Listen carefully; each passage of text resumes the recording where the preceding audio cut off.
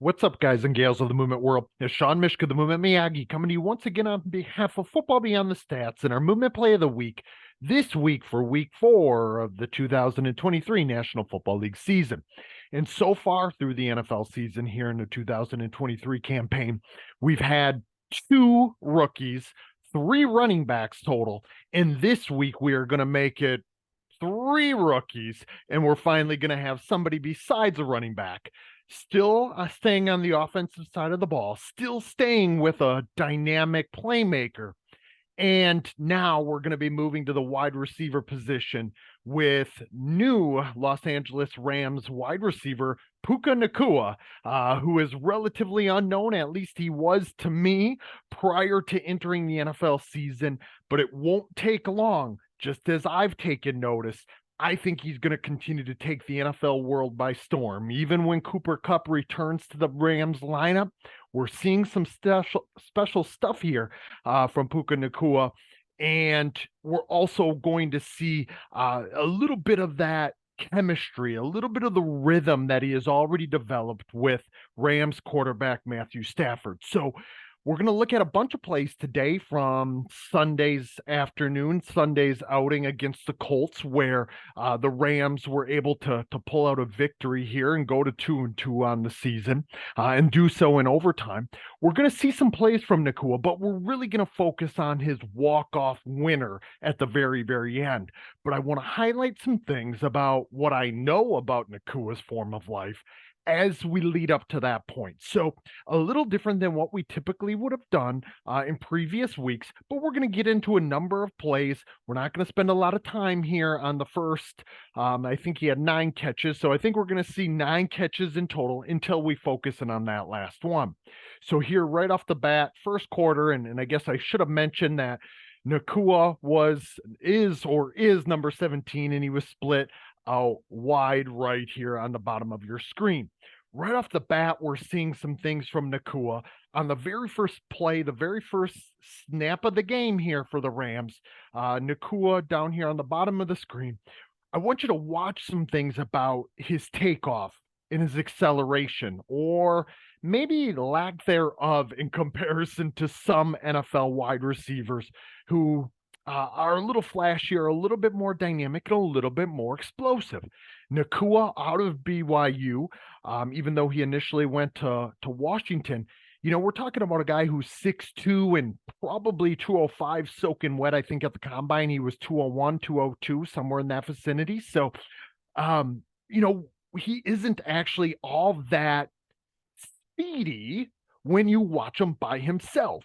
But when you watch him start to solve problems on a football field and you start to remember that football speed, game speed is really about perceptions, cognitions, and actions, and isn't about the actions and the outputs of them by themselves, we're going to start to see that kind of hold true with Nacua. But I really want you guys to focus again here. I'm circling him with my mouse. I just want you to watch him take off the line of scrimmage and kind of think about what you might see from other dynamic wide receivers across the NFL. You're going to see a slower moving accelerator, but he gets to his points and then makes plays on the ball in relation to corners very, very well with a high amount of maturity in comparison to many of his rookie counterparts. Here we now see him top of the screen and split wide left now. And really, when you start to watch him and how he moves, again, there isn't anything overly flashy per se, but what we do see is we see a very functional, a very skillful problem solver, a guy who is really kind of very comfortable in his own skin. We're seeing a guy who's very comfortable based on how he knows that he's able to solve problems on the field. And all of this is really building, and it's really shown itself over the first 4 games of the NFL season. He already has 39 receptions. So I might have knocked his speed off the line of scrimmage. I might have knocked his lack of explosiveness, seen, say, maybe in certain physical metrics or measurables, say what is typically measured at say, the NFL Combine or something of the sort, but we're actually seeing it on display here. If you were just singling it out. But let's remember, as Nikolai Bernstein would have said, not only about dexterity being about solving any emerging movement problem in any situation and in any condition, and this will be highly relevant when we get to his ninth catch, but also that dexterity is not confined within the movements or actions themselves, but it's in how in those movements are interacting with a live environment. And this is where Nacua really begins to shine. 39 catches, as I mentioned, for 501 yards through 4 games. So you can tell already, like I said, taking the NFL by storm. I do want to make the mention that Puka, he got this nickname because in Samoan, it means fat and chubby. And obviously, no one is really poking fun at Puka any longer, or I don't think. Again, we're seeing focus, concentration. We're seeing him being able to show this type of maturity that young receivers typically just do not possess. When taking big hits across the middle, when he knows that he's going to take a shot, his perception stays locked in. And this is one of the calling cards that I think we've seen over the first 4 games, first 4 weeks of the NFL season, but it was showing and shining here throughout this respective game as well. And I want you to really pay close attention to, even though we see him now kind of, imagine maybe some guys coming on this type of motion in the NFL. And again, if we're looking at him by himself, not sure you're going to write home to mom about this type of like dynamic nature of his movement. But this like slow playing role, if you will, for him. And of course, he doesn't need to be moving at rapid speed or pace right here for any given reason. But you can see even when he takes off and he does have the intention to move quicker or hit the gas pedal, again, it isn't flashy in that way until it comes to solving the respective problem.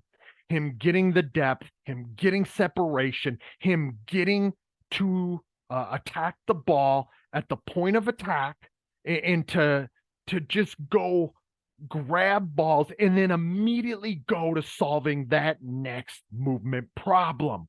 Remember, it's local movement problem by local movement problem. And what we see from Puka Nacua is that he is always in the midst of finding that functional fit to the what is really there. And he's always kind of going moment by moment for what the play entails and holds. Ball being caught right into perceiving, perceive to act, act to perceive, intertwined, interwoven. Unless it's your first time here, you've heard me say that on repeat. But what you find from Nacua is he isn't focused on one way of solving a problem at any given moment either. So we see high amounts of intentionality, an openness and responsiveness to a rich landscape of affordances. You could see even there, and I happen to pause this at just the right moment. Now, granted, he ends up coming right back up into 23. I want to say that's more, Kenny Moore. But you see him stay right there with this interaction that's happening with this defender. And now, granted, in a perfect world, he probably would have been a little bit more open than, committing himself to moving maybe from right to left. So he missed the defender and what affordance was there. But that type of thing will come. The one thing I'm pointing out about how he's moving here, even though he is maybe known to be a little bit more physical, particularly when defenders and wannabe tacklers are trying to bring him down, we often see him lowering his level, getting behind his pads and trying to move north and south, trying to move with the pile and make a statement. We do see some shimmy and some shake, even if it's not always completely connected to where he should go. But look at the adaptability here that he has and possesses. He contorts his body, protects the ball when he sees more coming, and he then starts taking him for a ride. Then we have Darius Leonard enter the mix at the end in Nacua, just showing that ability to string moves together, but those moves can be very distinct from one another as well. They might have a high amount of diversity, or we would see what we would refer to in ecological dynamics terms, degeneracy, or just abundance within the toolbox, right? And again, you guys are seeing some of those things play out week by week here of the 2023 season. The reason I stopped and paused here, again, we see him being able to move from one problem to the next. What we're going to see over time from him is his ability to juggle more information sources, to be able to deal with one movement problem and to solve it in accordance to what might be coming next. But right now, we see him very much in the moment and in the what is. And that can be very effective. It can be very functional, right? Because you're not over anticipating, you're not trying to make move for movement's sake. Most of these cases, you're moving based on the information that is particular to that moment, to the what is. Again, high amounts of concentration, focus, and attunement, a sensitivity to the what is. The reason why I paused right here is I think we must be on catch 8 now, 7 or 8. And I want to show you guys, make this mention, right? We talk about dexterity, the ability to solve any movement problem in any situation, right? So for a wide receiver, it could be shorter to intermediate routes on the outside or across the middle with a press coverage or corner versus somebody playing off man. Maybe if you're double teamed, different spatial and temporal constraints, different opponents, the like, right? Those are differences in situation, but differences in conditions. Different surfaces, of course. Here he's playing on a surface which he is accustomed to in LA now, even though it's a short period of time, but also across conditions being early in games versus late in games. Across conditions when people don't know you're going to get the ball versus when you are maybe the go-to guy and you're in the midst of another 150 plus yard game and the moments are of the utmost importance. 23-23, even though the Rams don't score here and it's in the fourth quarter, we can see that he's carving out this place to be able to express his skill across these conditions: pressure, anxiety, fatigue, and when people know you're about to get the freaking football. Okay. All of these types of things are things that we're seeing from him. Again, we look at Nacua's form of life, and I can't help but chuckle a little bit here. We see him wearing like the Nike Alpha Mid type cleat, right? And you don't see a lot of wideouts, particularly those that are rookies entering the league that are just doing that. You know, like that might be more par for the course for, say, a tight end or something of the like, but not so much for the wide receiver position where typically that guy would be wearing like a Nike Vapor Low that isn't giving him the same types of cushion or stability or maybe protection. But Nacua is authentic, and I love that about him. You know, I think he can really be this type of guy who can be a showcase for what is possible, even if you don't have some of those same tangible and measurable traits. Now we see him down on the bottom of the screen. I think this would be catch 8 before we go to the walk-off winner. We see the first play of overtime, 23-23. Rams are getting the ball first, and they go right back to him, right? And why not? Why wouldn't you? I wish we could see this whole route because I think there was probably a little bit of something special that he put on the top. And I will admit I didn't go back. I'm sorry about that. I didn't go back and watch this from the all 22, and we don't have it on this view because I wasn't going to be focusing on this play. But you can see again the same type of thing when he takes off, but when we look at what the coverage and what the problem was offering him, he looks like he's about to break this out wide, and obviously all of a sudden he ends up in the middle of the field. So I'll definitely have to go look at the all 22 here as we see him now enter your picture when he made everything look as if it was going to go. breaking to the outside and finding the soft part in this coverage, in this zone, right in between what would be five Colt defenders, right? One, two, three, four, five. And he will also develop this ability after the catch, even more so in these complex movement problems. So over the first 5 weeks or 4 weeks of the season, rather, we have seen him when he's in 1v1 or maybe a 1v1 plus one type of scenario or situation where it's kind of like this secondary defender, um that isn't a part of the immediate problem.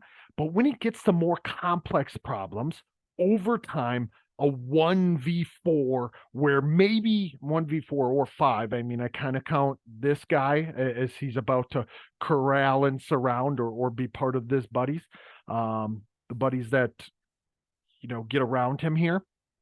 But we can see him always looking at maybe doing what's right, and I put that in air quotes there, doing what's right based on what the problem offers him. And again, let's just look at him, even though, again, we're not moving at full speed.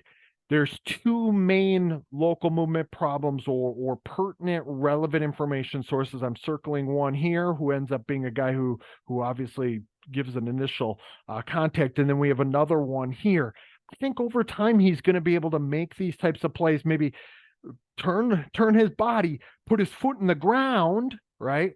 And then try to make a move in some way based on these information sources. That's a hard sell in this type of movement problem, which is pretty complex and also a pretty difficult challenge presented to Nacua or any wide receiver in this scenario. But I think we'll start to see some of that maturity from him. Now, that's a tough movement problem in and of itself, and he probably was going to be brought to the ground regardless there. But I do think we're going to see that from Nacua. He's going to get even more comfortable in his own skin, and he's going to become more sensitive to how National Football League players move, the opponents, but also how the problems unfold and what opportunities might be there for him, how he might be able to coordinate, control, and organize movement solutions to fit those problems. Now, obviously, we get to the game winner, catch number 9 for 163 yards, and the walk-off winner here coming up. So I'm letting that cat out of the bag here. And we're going to get into this play a bit. We're going to watch this one in slow motion. Once again, I'm circling Nacua down at the bottom of the screen, and we can watch him do his work, even though we're only going to get this sideline view. And you're going to see him go off the screen as well. But I want you guys to kind of see some of the maturity once again from Nacua. And here we get the end of that last play. We're going to watch it one more time in full speed here, even though, again, Nacua is going to go off your screen momentarily until he catches the ball. And then under pressure, under anxiety, 23-23, no longer. It is 29-23, and the game is going to be over. The one thing I will say here about Nacua and about how he moves is, you guys have heard me say over and over and over again that no one should try to move like anybody else. No one should try to be something besides who they are and what they are. Yes, your skills should evolve and you should be continually adapting it. You should be absorbing what is useful from others, but not trying to imitate or emulate in any way, shape, or form. You should take what works from them, discard what doesn't, and add what is uniquely your own. That's a great thing I see from a Puka Nacua. He isn't trying to be something he's not, but what he is trying to do is be the most adaptable and functional version of himself. And that's something I truly respect about any young player or about any player as a whole. Look at this. I just happened to freeze frame it right here. You see him catching the ball outside and away from his body while he's kind of turning, twisting, and moving in accordance to this, because I think as he turns to move, he does understand that there's a huge amount of space here, which when he actually sets his feet and squares himself up a little bit, I'm surprised he didn't give one or two additional steps to the pylon or towards the pylon here. And that part was surprising to me. But you can see that there's very little wasted movement. And more often than not, the thing from Nacua that I've already pointed out, if I could get everything to stop freezing on me here, is he always gets connected to the what is. Who's there and what is there for me? And so when I say what is there, typically we're going to have a few things, right? We know the opponent. Sometimes there's a teammate. In this case, there's one opponent and maybe two if we really want to think about it like this. If this problem was maybe not happening near the goal line, right? But the main source of information that he's going to be sensitive or attuned to has to be the behaviors of this opponent. Where is that opponent right now? What is his posture like? And we see him in this single leg stance, accelerating from or towards Pakua. Puka, excuse me, Pakua. I tried to combine his first name and his last name there. Puka, we see that angle that he's able to take in, and we don't know which informational variable, such as posture, such as angle of pursuit, such as speed, particularly because he's catching this at, and when I say catching this, I mean the information there. He's taking in this information in a brief moment in time, right? What we're going to find from him is a tremendous amount of ownership, and he wants to know that what is very intimately before he makes the decision. And I think that's why we don't see him maybe push this angle a little harder or a little faster more than he does. Instead, of course, what we're about to see from him is I think he takes one or two steps that in that direction. It ends up being 2 to 3, and then you can see him gather himself because he knows that he has created enough of a pursuit and enough of a commitment from this defender so he can move from right to left even if he has a pursuing defender coming here. And I don't think he actually perceives that guy. Like I've been critical of certain running backs in the past where they get this tunnel vision and it really becomes about that next guy. That's what I see from Puka Nacua right now that I think will evolve and change over time, this successive and simultaneous affordance perception. But what we do see from Pakua right now is when he makes this decision, and he doesn't make the decision until he knows the information that he has, he then stays adaptable to allowing it to play out accordingly. And for a guy who, is lowering his shoulders frequently, is trying to get behind his pads frequently, and trying to be pretty physical, again, he has some cutting strategies, as we see right here. It doesn't have to be overly flashy.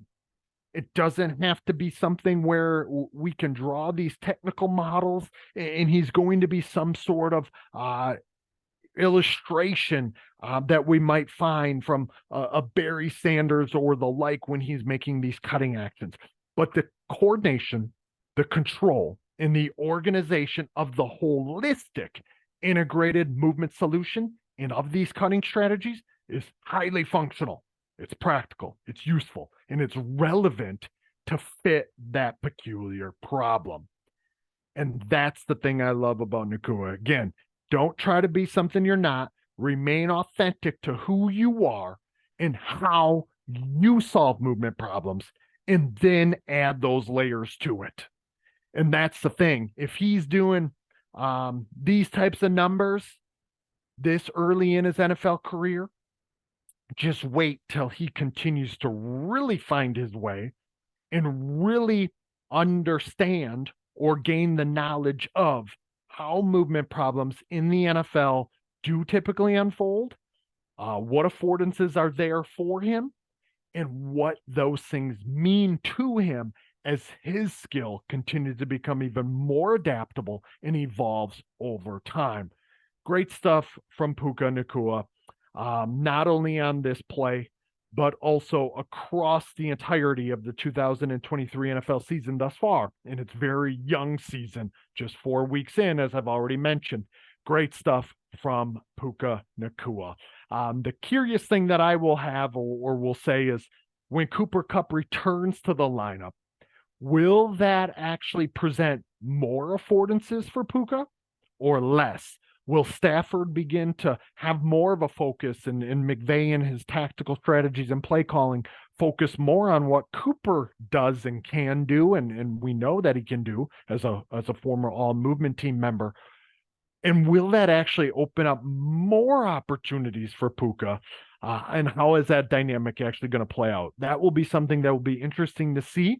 But one thing is clear with Puka Nacua, if he's done this thus far, I'm very curious to see what happens over the course of the rest of the 2003 NFL season, as well as then as he carries on with his NFL career. So again, we see authenticity, we see the form of life really ring true in how the player solves problems. That player's ways of being and behaving, being unique and authentic to them, is the calling card for someone to move as skillfully as they potentially can. So for Sean Mishka and the Movement Miyagi, Football Beyond the Stats and our movement play of the week this week for week 4. I will see you guys in week 5. If you like this video, make sure you give me the thumbs up. Comment in the section below. Let me know if there are things that you want to know more about or if there's questions that you may have. I'll see you all on the flip side.